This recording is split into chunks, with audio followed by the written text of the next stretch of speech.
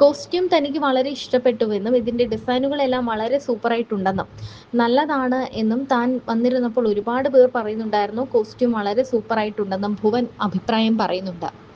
ഭുവൻ അറിയില്ലായിരുന്നു റഫറൻസിന്റെ കാര്യം, കാരണം കോസ്റ്റ്യൂമിനെ പറ്റി ഭുവൻ ഒന്നും അറിയില്ല.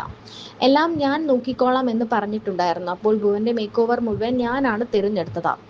റിസപ്ഷന്റെ ഔട്ട്ഫിറ്റ് പോലും ഭുവൻ അറിയില്ല, അളവ് മാത്രം എടുത്തു കൊടുത്തു. അപ്പോൾ ഇതുവരെയുള്ള എല്ലാ ചടങ്ങിന്റെയും വസ്ത്രം ഭുവനേഷ് അന്നാണ് കാണുന്നത്. വിവാഹത്തിന്റെ അന്നാണ് ഭുവനേഷ് ഡ്രസ്സുകളെല്ലാം കാണുന്നത്. പക്ഷെ ഇതുവരെയും ഒന്നും ഇഷ്ടപ്പെട്ടില്ല എന്ന് ഭുവൻ പറയാത്തത് അനുമോൾക്ക് വലിയ സന്തോഷമാണ് ഒരുക്കിയത്. കുറച്ച് ക്ഷീണത്തിനായിരുന്നെങ്കിലും ഭുവന് അനുമോൾ ഒരുക്കിയ സർപ്രൈസ് ഡ്രസ്സുകളെല്ലാം ഇഷ്ടപ്പെട്ടു.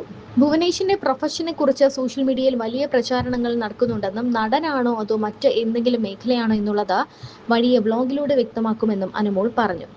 കൂടാതെ വരാനിരിക്കുന്ന വീഡിയോകളിൽ എല്ലാവരെയും ഞെട്ടിക്കുന്ന ഒരു വലിയ സർപ്രൈസ് കൂടി കാത്തുവച്ചിട്ടുണ്ടെന്നും താരം പറയുന്നു. ഭുവന്റെ പ്രൊഫഷൻ എന്താണെന്നുള്ളത് ഇതുവരെ കാണിച്ചിട്ടില്ലല്ലോ, അതൊക്കെ ഞാൻ വഴിയെ കാണിച്ചു തരാം. ഒരുപാട് പേരുടെ തെറ്റിദ്ധാരണയൊക്കെ ഉണ്ട്, അതൊക്കെ മാറ്റിത്തരാം. വേറെന്താ, പിന്നെ ഭുവന്റെ വീട്ടിൽ ആരൊക്കെയുണ്ട്, എവിടെയാണ് സ്ഥലം, അതൊക്കെ ഞാൻ പതിയെ എൻ്റെ വ്ളോഗിൽ ഞാൻ കാണിക്കാം കേട്ടോ. അപ്പോൾ ഇനി അങ്ങോട്ട് ഫുൾ കാണിക്കാൻ പോകുന്നത് എല്ലാം കല്യാണ വിശേഷങ്ങളും ഹൽദി മെഹന്തി പ്രീ വെഡിങ് വിശേഷങ്ങളും ഒക്കെയാണ്. അതൊക്കെ നമ്മൾ നേരത്തെ ഷൂട്ട് ചെയ്തു വെച്ചു. അതുകൂടാതെ വേറൊരു സർപ്രൈസും കൂടി ഇതിൻ്റെ കൂടെയുണ്ട്. അത് ചിലപ്പോൾ ഇത് കേൾക്കുമ്പോൾ പെട്ടെന്ന് നിങ്ങൾക്ക് ഷോക്കാകും. ഭുവന് എന്തായാലും എല്ലാം സിമ്പിളായിട്ട് നടത്തണം എന്നായിരുന്നു ആഗ്രഹം.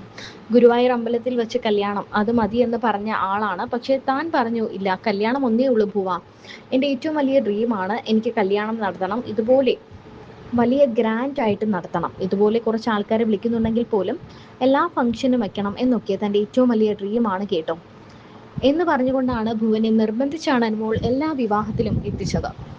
വിവാഹ വിശേഷങ്ങൾ ആരാധകരുമായി പങ്കുവച്ച് ഇൻഫ്ലുവൻസറും നടിയുമായ അനുമോൾ രംഗത്ത് വന്നിരുന്നു.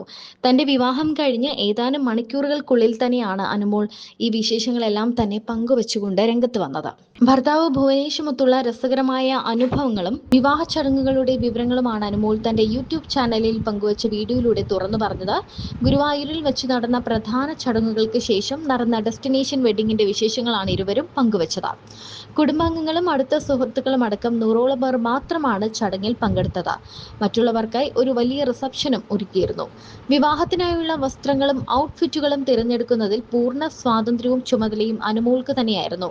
അളവുകൾ മാത്രം നൽകിയ ഭുവനേഷിനായി എല്ലാ വസ്ത്രങ്ങളും സർപ്രൈസായി അനുമോൾ തന്നെയാണ് പ്ലാൻ ചെയ്തത്.